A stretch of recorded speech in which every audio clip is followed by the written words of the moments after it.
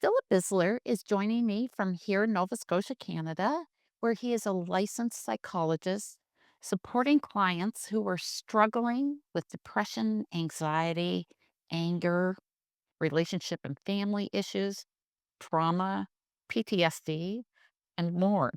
And he is a master practitioner and master practitioner and trainer in logosynthesis, and his heart center focus is demonstrated in his book, Listen to Your Heart, using mindfulness to make choices that are right for you. So thank you for joining me, Philip. Thank you for having me. Yeah, I'm looking forward to a conversation about adapting to limitations in life. So, those limitations that result from injury, aging, and burnout, and how you can do that with logosynthesis. And to start, I would like to get a sense as to how you were introduced to logosynthesis and what made you curious to learn about it. It's kind of an organic progression. My training originally was in a very holistic approach, mind, body, spirit. I was exposed to bioenergy early on and a pretty wide range of approaches. So I was very open to all sorts of different approaches. Plus, I did a training shiatsu, so I already had a hands-on training of working with energy um, before that. So, um, so when I went into practice as a psychologist, I was trying to find ways to integrate a lot of what I knew, um, but limiting myself because of licensing stuff. Yes. And then I came upon EFT tapping, and that was really good. I learned that and worked with it for a couple of years. That was very effective form of energy psychology. And then I trained in tapas acupressure technique, which is another one. And as a result of doing this, I was going to energy psychology conferences. And that's where I came across Willem and logosynthesis in 2008, I think. 2000, yeah, I think it was 2008. And I took a 2 hour seminar with him at the conference in Toronto, and it was just wow. This method approach integrates everything implicitly that I've ever done or pursued or explored in a very simple, elegant, effective way. And so from there, I came home, and he was actually coming very soon after to Halifax to do a training. So I started training with him, and didn't look back. Yeah, because I think I met you. My first training seminar that I did with Willem was in 2015 here in Halifax. Okay. And Yeah. so, yeah, So I've that been was, going every year yeah. from the first one, and it just became an integral part of my practice. Yeah, and I think what you say about it integrates everything so implicitly from all the other backgrounds. So, quite often when I'm talking to people, it's not like logosynthesis is the only model that people use, because there are many models and many ways of approaching it, and people tap into all the experience that they've gained through their professional Yeah. education and training. And yet this brings it all together so nicely, it seems. It does, and I think all practitioners having different backgrounds and trainings, they bring that to how they use logosynthesis and what they see in it. Um, so it can vary a bit that way, but uh, but it's always relevant. You can always find something that's relevant in what you've trained in before that enriches logosynthesis, and logosynthesis enriches what you're already doing. Yeah, and it's such a global community right now too. So people have different training. It's not just here in Nova Scotia, because we've trained quite closely with a group here in Nova Scotia over since 2008, right? You've been Yeah, training yeah. with a core group of social workers and psychotherapists. And yet because of the international nature, it brings a lot of different backgrounds and experiences Mhm. to it as well. Yeah.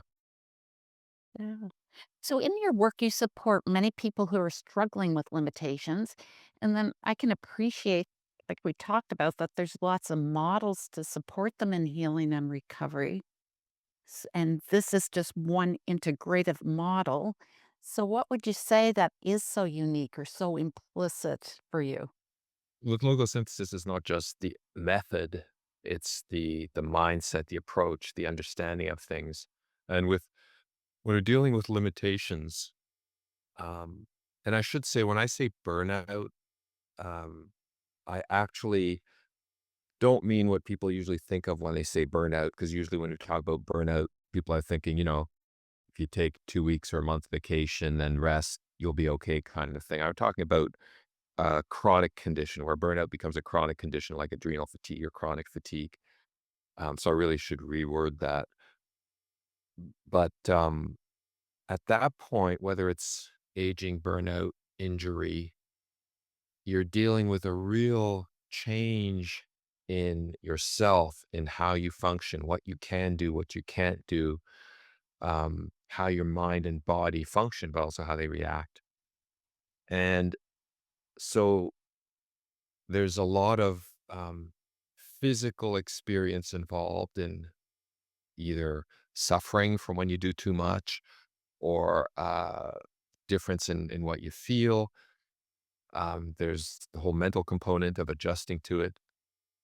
And logosynthesis is so integrative that it just, everything's implied: mind, body, sense of self, meaning of life, life purpose. It's all there implicitly.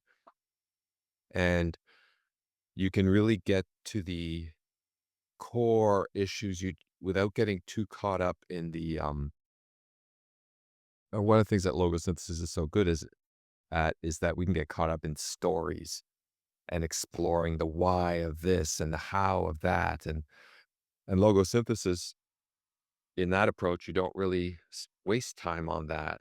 You go to, what is the way that you are suffering at this moment, and what is that a reaction to, which doesn't have to be something you actually even understand, and you work on releasing that. And so with limitations, we struggle a lot with changes in how we can function and what we can do and a sense of who we are. And it's such an integrative thing that logosynthesis is a real simple and effective way to do that, nothing else. In my experience, to do that with any other means, you'd have to bring together 4 or 5 different methods and try to use them uh, simultaneously or in succession. And with logosynthesis, you don't need to do that.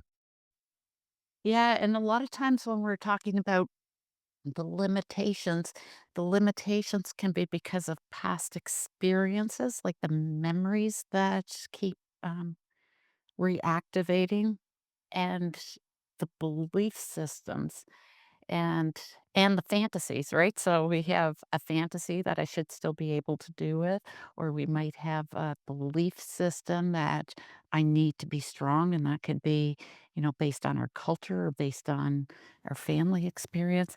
And then we've also had this experience in the past that's has an impact on us.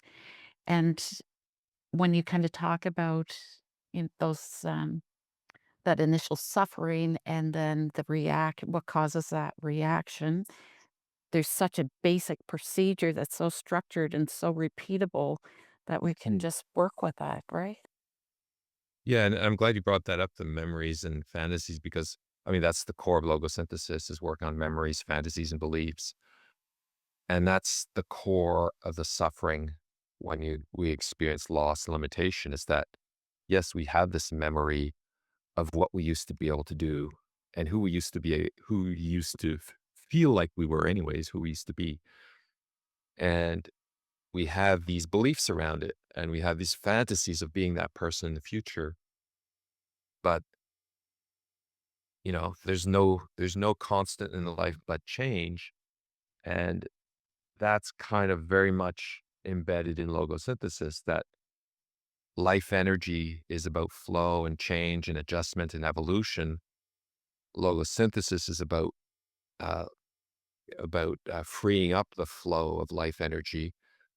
And when we're struggling with limitations and adjustments, it's because that is stuck. We're not we're not flowing with change.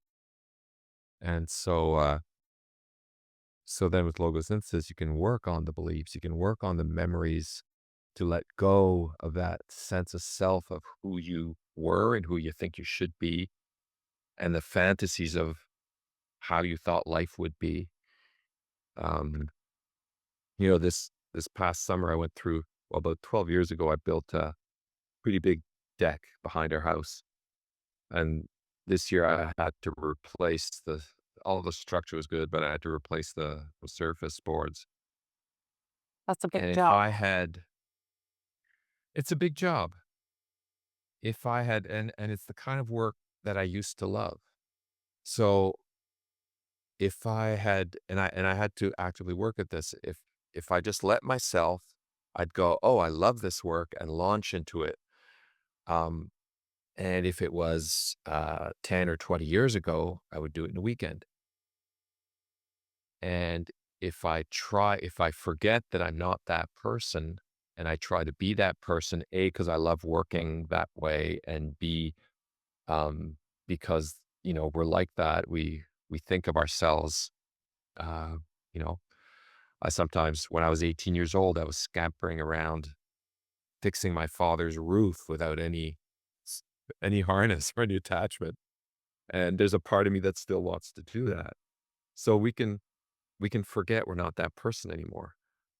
Um, now, now this summer, if I worked more than 2 hours in the sun, I could be out of action for 3 days after, because I don't have the capacity to do that anymore. So now, over a period of time, initially that would cause me a lot of suffering.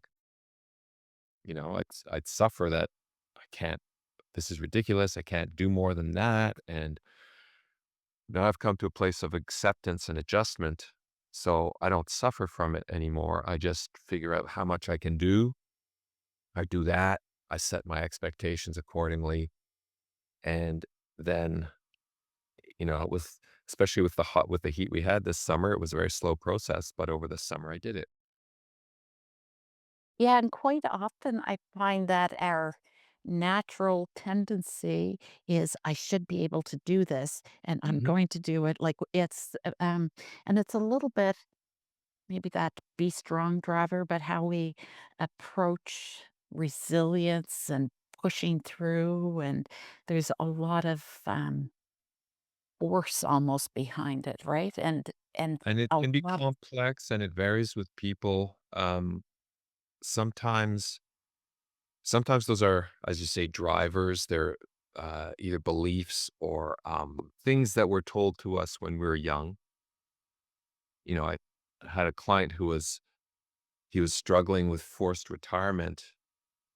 And, when we really looked into why he was struggling so much and felt so guilty that he wasn't working, he said, "My father told me you never quit." And I said, "Yeah, but you're 70 years old. At what point is it okay to retire?" Well, my brother just retired. I grew up on a dairy farm, and my brother just retired as a vet, and he bought a great big dairy farm. So Right. I can relate. But it's the mind forgets. The mind, as a child, you hear "never give up," and that becomes this thing frozen in time. And you're 70 years old, and one of the things I got him to see was that his father retired when he was in his 60s. So don't give up is a relative thing. It's not an absolute thing, but they get frozen in time, and those are the drivers. Um, so when you look at those and use logosynthesis, you let them go and you free them up. But you're also dealing with the loss of sense of self, you know? And that's part of what drives us to say, I should be able to do this. behind that is, if I can't do that, who am I? Okay. And for some people, that's the thing. It's like, if I can't do that, if I can't be productive, if I can't contribute, if I can't get something done, then I'm useless. Or what's my worth? Or who am I? Because I know myself as the person who can do this. And what if I can't do it? Then who am I? So it can, for different people, it can bring up uh, issues at different levels. It's really useful to dig down and find out what is the the suffering is. I should be able to do this. Okay, why? And you dig down into it and you get to where that comes from. And that's useful in and of itself. Logosynthesis is great for then releasing that belief or that thing you're putting on yourself or that fantasy of who you should be. Yeah, and when you release it, then it's no longer activating that ongoing stress response, right? Or the thoughts, emotions, and physical sensations that we deal with. Now, the other part of that is that there's a whole piece of that that's about loss. So if I accept that I'm not that person, then there's a whole sense of loss of I've lost who I am. I've lost the person I was, the way I saw myself, my identity. I've lost the ability to do things I used to enjoy. I've lost the ability to do things that made me feel productive. And so then you have to work with the losses too. And do you find most people just don't wanna bother with any of that and just push through? I think that's the human response is to try to push through. It's not necessarily that most people don't want to do that. It's that most people aren't aware of the need to do that. Right. The uh, the silver lining to my own personal experience is that I've gone through it myself and I've understood the need to go through it. And so I can help other people do it. Yeah, and I think for me, I would never have seen it until I started working with logosynthesis, and then I thought, "Oh my god, I don't have to struggle with this Right. to the degree that I was struggling because I had no other model or no knowledge." Like, it's one Yeah. thing to say, "I have to accept the loss," but that can be quite painful if you don't have a model to help release the energy that's bound in it because you stay stuck in that suffering. Yeah. And I said that because I've gone through it, I can understand the need to do that work. But you're right. Having logosynthesis there as a way of thinking about it really helped me to think about it in those simple terms of, okay, what's my suffering? Why am I suffering? What am I reacting to? And to bring it to these real simple, focused terms of, oh, I'm reacting to this. Oh, there's this belief. Oh, there's this thought. Oh, there's this expectation. And to really work on it in that very focused way. And it really helps. Yeah. And so you talk about adapting to limitations. Do you talk about that more than healing and recovery? Can you talk about the distinction if there is one? I think it's really important to um to look at for any individual person, you need to look at what are the facts of what you're dealing with, what is possible in terms of recovery, and what do you need to do that? Because that can be another area of stuckness when there are things you can do to recover, but there's a block inside that stops you from doing them. Um, and healing, depending what meaning you put to healing. So healing on a kind of medical level, yes, you look at what would you need to heal and what do you need to do to heal. But that's part of the struggle sometimes is people don't want to um, people don't want to slow down enough to heal or recover. People don't want to adjust their behaviors, even, you know, even sometimes for a broken leg, you know, it can be as simple as having a broken leg and being told for 6 weeks, you need to lay low, and people can struggle with that. And so just on that level, yeah, you need to look at recovery and healing and what do you need to do? And again, are there obstacles that are getting in your way of doing what you need to do? Then the adjustment, the adaptation comes with what is it you can't do anything about? What is it you can't control? What's permanent? Now that's a gray zone because, we all know lots of stories where the medical establishment might tell you there's nothing you can do, and people go out and they find things they can do and they actually recover. So that's not cut and dry. But there's a point at which when you are pushing too hard against what is, and you're causing yourself more suffering, then that's not working. When you're not accepting reality, then, what I tell people is if you're fighting against reality, reality will always win. And so, you Exactly. know, or like someone I trained with years ago said, if you keep the great thing about banging your head against the wall is that it feels so good when you stop. So it's it's about looking at what's working, what's not working. And if you go back to core ideas around logosynthesis is what's flowing, what's not flowing. Yeah. And so Yeah. then And when you say that, it kind of brings me back to when I did my first seminar with Willem, and it's like I think maybe now I might recognize that I was not accepting and kind of banging against the wall with a lot of right, things. Right? right. Yeah. And that's the way I was programmed, and and it served me well for a long time, but it became too much, too intense, I think, and it didn't allow me and there I have experienced a huge shift, and sometimes until we actually do the work, it's really hard to appreciate what can shift, Mhm. and, I'll maybe use the example of, my dad is 90 years old, and he's got Parkinson's, and he's worked his whole life, and, there's a lot of wishing that it was different, that it's not the situation that he would have wanted, but I think prior to be introduced to this model, I would have been very driven to go, go, go, and Right. help him out to fix it, and now my energy is different, and I still help him out, but it's more to be there with him, and I am more accepting of the situation as it is, I think. Mhm.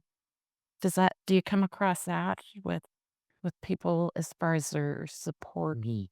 group and caregivers and Well, one of the things that people struggle with, both people struggling directly with it and caregivers, is the idea that most of us have is that accepting means giving up.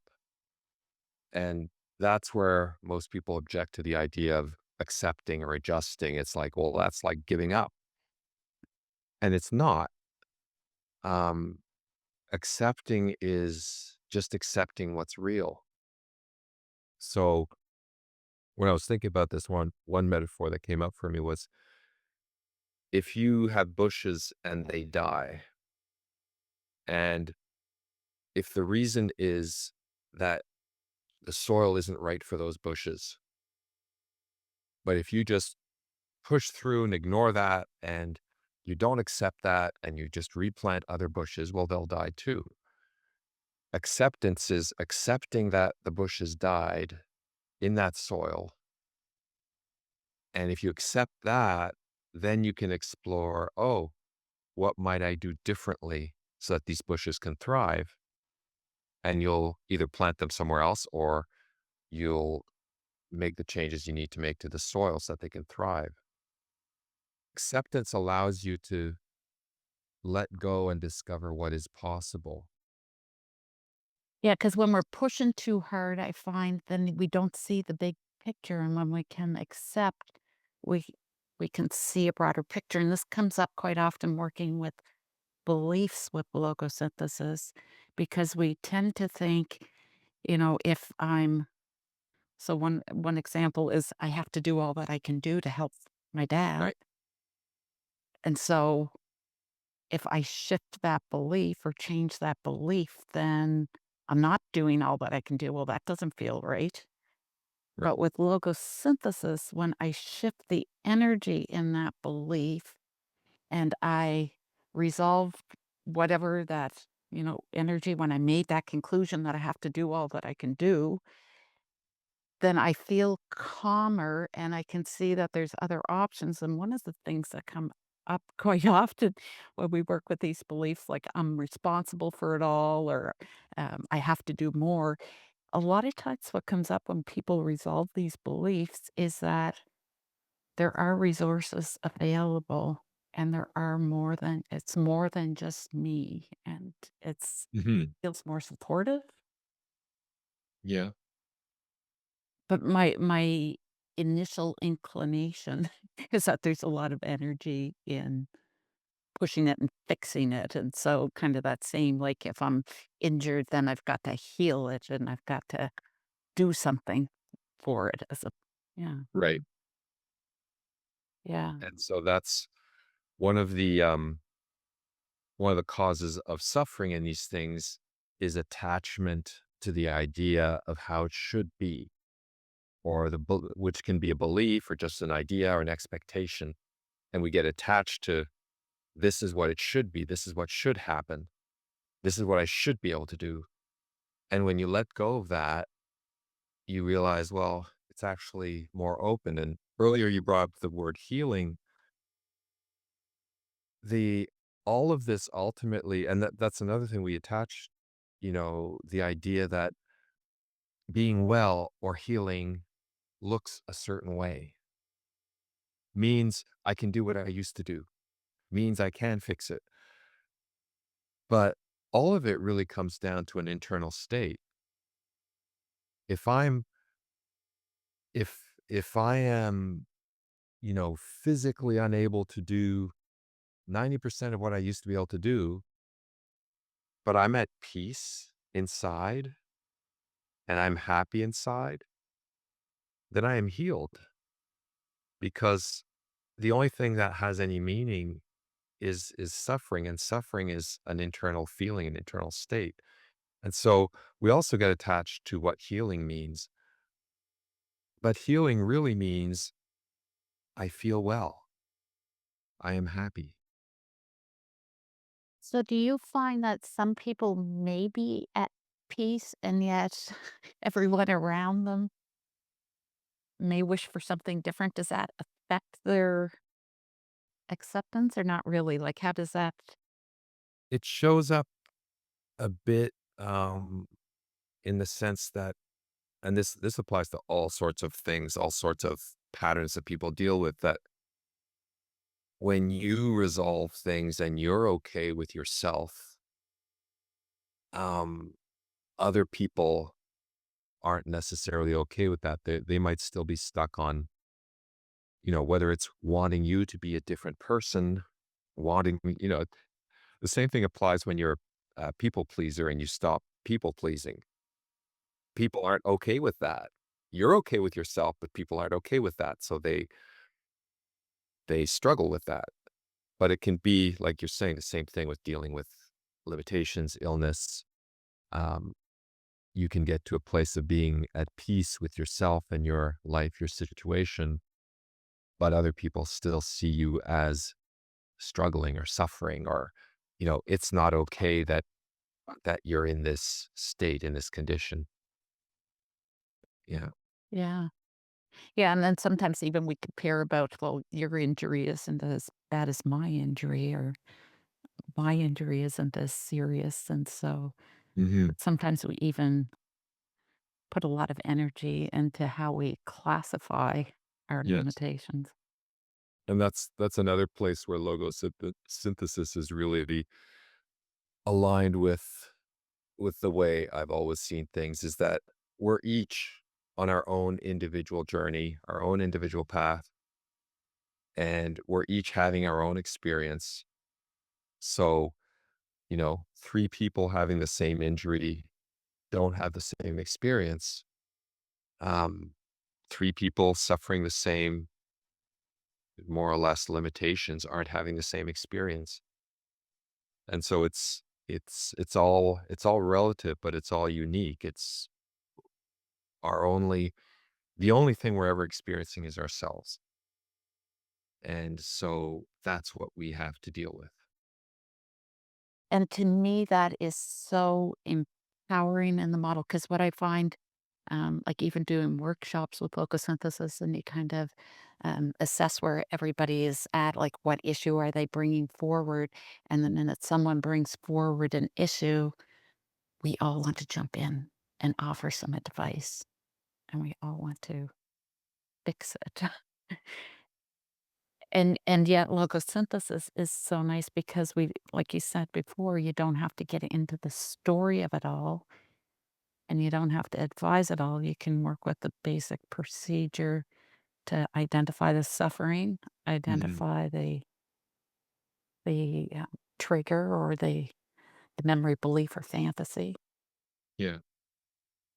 Yeah.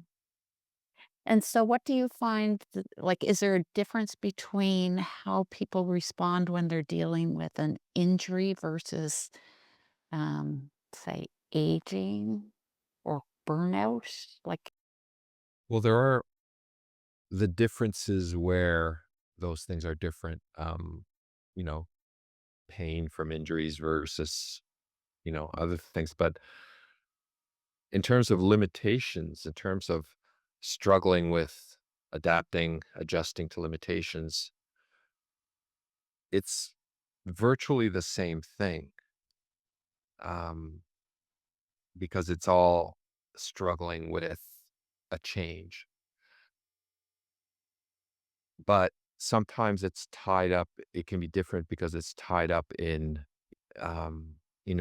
if the injury is caused by a car accident, let's say, then there's a whole piece of that, which is letting go of, being angry with the person who caused the injury, let's say. Um, but yeah, it's there's a level on which it's the same thing. It's struggling with change and with accepting change and learning to flow with change.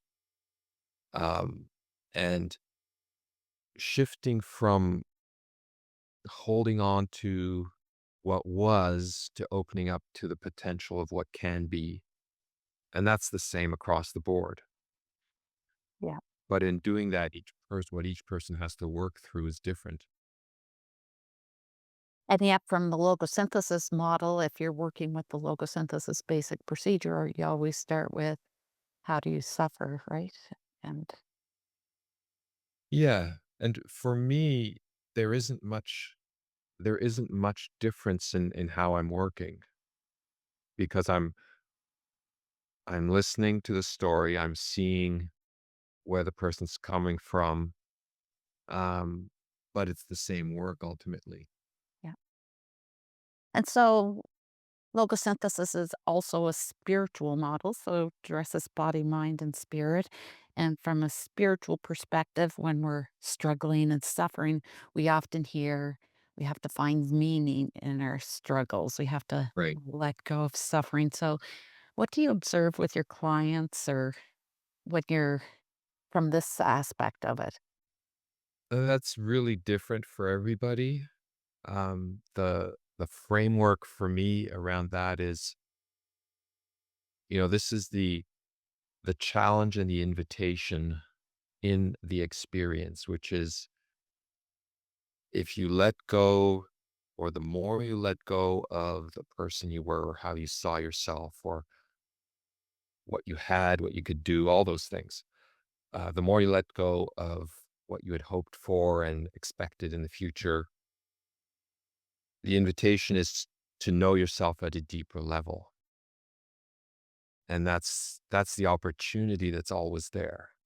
If you let go of who you think you are, you can find who you really are at a deeper level. Um, but that journey, that where people go with that depends on each person. But that's always present for me as a potential a potential path for each person struggling with these things. Is the more you let go, the more you can explore the possibility, the more you can discover who you really are at a more essential level than these ways we identify ourselves by what we do or what we accomplish or our roles. Yeah. Yeah, so you're the author of the book Listen to Your Heart, using mindfulness to make choices that are right for you. So I'll put the link to that in the comments so people can access it. But Right. can you describe what this book offers to readers?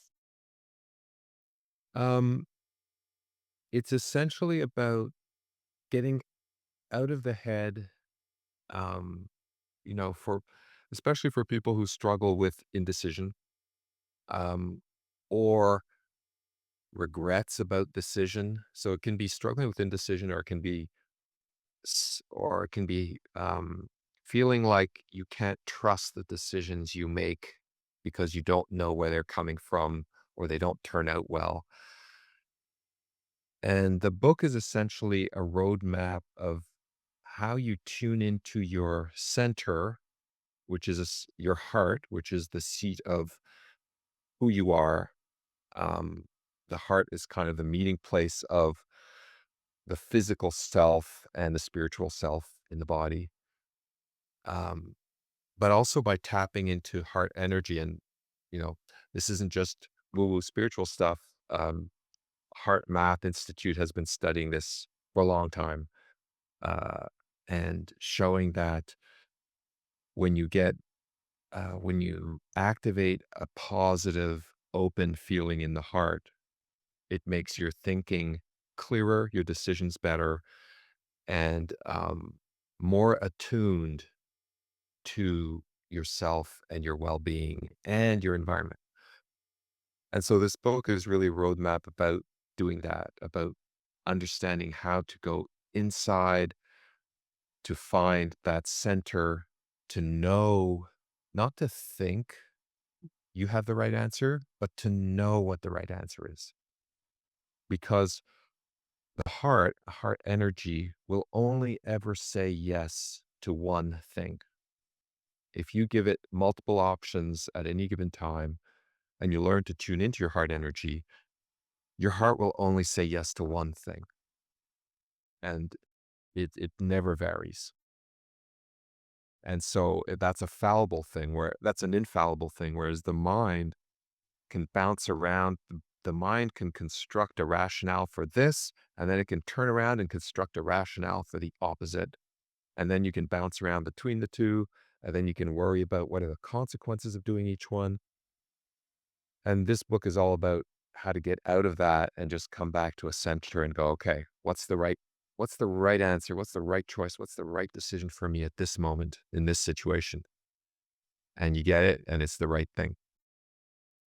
Excellent. It sounds like a very important learning for us in this time because there's so much going on in the world. So Yeah, it sounds important.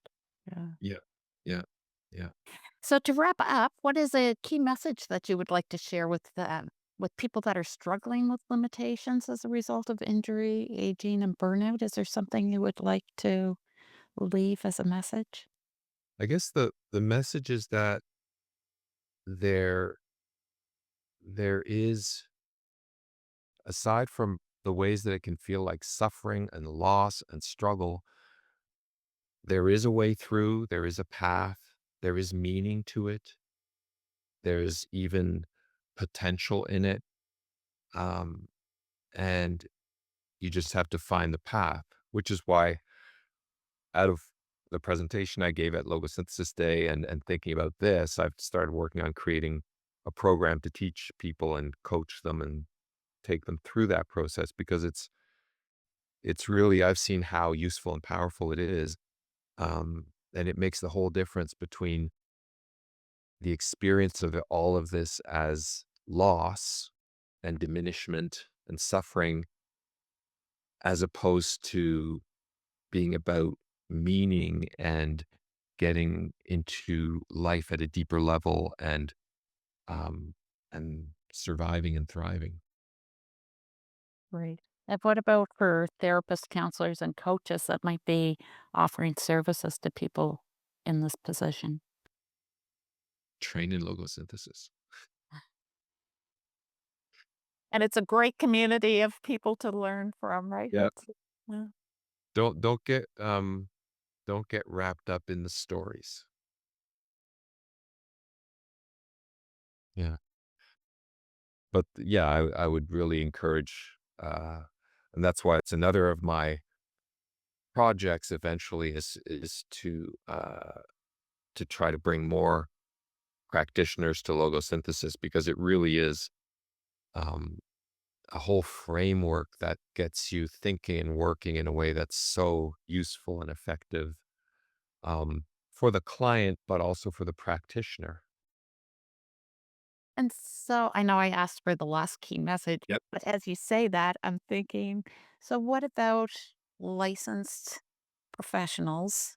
And you mentioned about your license earlier. Right. Um, what about licensed professionals where it's not an approved therapy or if it's not an approved modality? What would you say? How do you handle Everybody that has barrier? to work with that um, in their own way.